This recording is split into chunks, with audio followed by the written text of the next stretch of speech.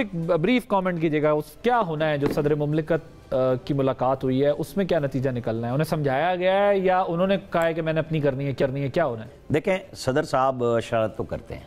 उन्होंने मिलिट्री को खुश किया पहले साइन करके, सेक्रेटरी नहीं, ऑफिशियल सीक्रेट एक्ट पे भी और उस पे भी, जिन्होंने 13 बिल वापस भेजे 9 अगस्त को, उन्होंने ये 2 बिल खाली रख लिए, खुश कर दिया। उसके बाद पार्टी प्रेशर आया, उन्होंने कर दिया। फिर दोबारा उन्होंने खत लिखा। भाई आप पहले ही लॉ मिनिस्ट्री को खत लिख देते थे, इलेक्शन कमीशन को किस लिए लिख रहे हैं? आपको अगर समझ है तो वो यही है ना कि आपने जो भी काम करना है गवर्नमेंट की एडवाइस पे करना है, प्राइम मिनिस्टर की एडवाइस पे। आपका अपना इख्तियार तब था, असम्बली में एतमाद के वोट में शहबाज शरीफ नाकाम होते, कोई शख्स ना लेता, आप असम्बली तोड़ते और डेट दे देते। फिर ये आर्टिकल आपका था सवाबदीदी। एक सवाबदीद वो थी जो पहले डली थी 58(2)B, 58(2) में भी आप तब शहबाज शरीफ ने एडवाइस दी, आपने तोड़ी। अब आपने डेट लॉ मिनिस्ट्री से जवाब आ गया, आपकी कुछ सरगर्मियां मिली कि शायद आप आज शाम को कोई डेट दे रहे हैं। उन्हें एक मैसेज गया कि कल तक आप वेट कर लें, कल सुबह मुलाकात होती है, जो जिसकी किसी की तरफ से तरदीद नहीं आई। हम उसी बात पे कर रहे हैं। बिल्कुल ठीक है। उसके बाद से सदर साहब का ऑफिस टोटल खामोश है और वो अपने प्लान के मुताबिक इस वक्त लाहौर गवर्नर हाउस में फिर 9 अगस्त के बाद दोबारा वहीं पहुंच गए हैं। 9 अगस्त को भी वो वहीं थे, आज फिर वो 3-4 दिन के लिए वहाँ पे मुख्तलिफ प्रोग्राम्स वगैरह के लिए चले गए। ठीक है। उनकी आईनी मुद्दत 8 को पूरी हो रही है, लेकिन आइन ही ये कह रहा है कि जब तक सदर नहीं आएगा वो काम कर सकते हैं। वो काम करेंगे या नहीं करेंगे, कुछ एक्शन हमें 2-3 दिन देखने होंगे। राइट। ज़रा ख्वाजा आसिफ साहब ने बड़ी इंटरेस्टिंग बात की है, वो सबको कह रहे हैं कि ज़रा आप भी वापस आ जाएं और अवाम में रहें। इसकी नौबत क्यों पेश आई है? क्या वो हीट फील की जा रही है कि जब हमारी लीडरशिप बाहर होगी, इमरान खान जेल में होंगे, इकनॉमिक कंडीशन ये होगी, तो ज़ाहिर है फिर किस तरीके से हम रिवाइव कर सकेंगे? ज़रा सुनिएगा उन्होंने क्या कहा। ये ज़ाहिर है चाहिए रहे कि जो तमाम इत्तेहादी हैं, 16 माह की तनकीद सब एक साथ हैं। लेकिन इस पर भी बात करने से पहले मुझे इस वक्त ज्वाइन किया सरदार अब्दुल रज़ाक साहब, वकील हैं चौधरी परवेज़ इलाही साहब के। आज उनको जब लाहौर हाई कोर्ट के हुक्म पे दोबारा से ज़मानत मिली, आईजी इस्लामाबाद को बुलाया हुआ था सब कि भाई पेश करें, क्यों इनको जो है वो एमपीओ के तहत रखा है। उन्होंने जब वहाँ से रिहाई मिली तो अब सीटीडी के मुकदमे में उन्हें बुक कर लिया गया है। सरदार अब्दुल रज़ाक साहब ये बताइएगा क्या जो है वो केस है उनके ऊपर सीटीडी में, और क्या और भी कोई FIR हैं इस वक्त उनके ऊपर? जी, चौधरी परवेज़ इलाही साहब के खिलाफ आज तक तो कोई और केस नहीं था। उनके खिलाफ जो एंटी करप्शन में लाहौर में कोई 2-3 मुकदमात बनाए गए थे, फिर नैब के केस में गिरफ्तार किया गया, डिटेंशन ऑर्डर्स निकाले गए, वो सारे हाई कोर्ट से वो सारे ख़त्म हो गए। और उसके बाद इस्लामाबाद उनको जब जैसे अगवा करके लाया गया एक डिस्ट्रिक्ट मजिस्ट्रेट के ऑर्डर के तहत उनकी प्रिवेंटिव डिटेंशन में, तो वो आज इस्लामाबाद हाई कोर्ट ने सस्पेंड की। और उसके बाद जब हम उनका इस्लामाबाद हाई कोर्ट का ऑर्डर लेके पुलिस लाइन पे गए उनको रिहाई के लिए, तो पहले तो हमें जाने दिया गया और घंटा डेढ़ हमें इंतजार करवाया गया। फिर उसके बाद जब हमें अंदर ले जाया गया तो फिर चौधरी परवेज़ इलाही साहब की गाड़ी अंदर नहीं जाने दी गई, उनकी फैमिली वहाँ खड़ी थी, उनका अंदर नहीं जाने दिया गया। और वो परवेज़ इलाही साहब अपनी गाड़ी में अपने घर जाना चाह रहे थे, लेकिन उनको हमारे हवाले किया गया और मेरी गाड़ी पे ही उनको बिठाया गया जी कि आप इसी गाड़ी पे जा सकते हैं, दूसरी गाड़ी अंदर नहीं आ सकती। जब वो मेरी गाड़ी में हम बाहर पुलिस लाइन के अंदर ये भी गेट पे थे, तो वहाँ मीडिया के सामने कुछ एहलकार वहाँ पे आए, उन्होंने ज़बरदस्ती परवेज़ इलाही साहब को मेरी गाड़ी से मुझे भी उतार दिया, ड्राइवर को भी उतार दिया और परवेज़ इलाही साहब को अगवा करके वहाँ से लेके गए।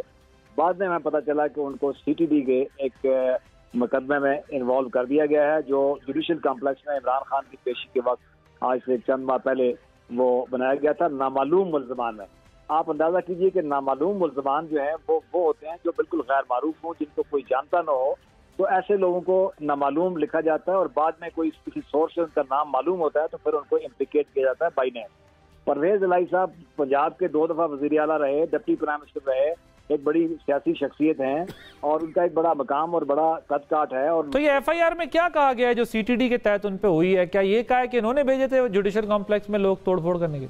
वो जो तोड़फोड़ करने वाले लोग थे उसमें तो पहले से उन्होंने नॉमिनेट किए हुए थे, असद उमर से लेके शाहनवाज कुरैशी साहब से लेके कई और लोग जो है वो नॉमिनेट किए थे। कई लोग जमानत पे रिहा हो गए हैं, सबका वो मामला भी कई डिस्चार्ज हो गए हैं। तो परवेज़ इलाही साहब तो उस दिन इस्लामाबाद में भी नहीं थे, वो लाहौर में थे और वो इशू ही नहीं था ना आज तक किसी केस में थे। ये सिर्फ लाहौर हाई कोर्ट के और इस्लामाबाद हाई कोर्ट के ऑर्डर्स को फ्रस्ट्रेट करने के लिए एक फाशिज्म किया गया है, जो बबांगे दो आके उन्होंने अदालतों को चैलेंज किया है, पाकिस्तान के आइन और कानून को चैलेंज किया है, और ये तो अब आप है कि वो हर चीज से बाला। ठीक, थैंक यू सो मच सरदार अब्दुल रज़ाक साहब। वकील चौधरी परवेज़ इलाही, आप तो बता चुके हैं कि जो कमिटमेंट उन्होंने दी वो वादा इफ़ा ना करने के तहत हो रहा है। वो कहते हैं कि जी अब CTD अब मजीद नहीं पता कोई पर्चा, लेकिन ये भी आज ही हमें पता चला है।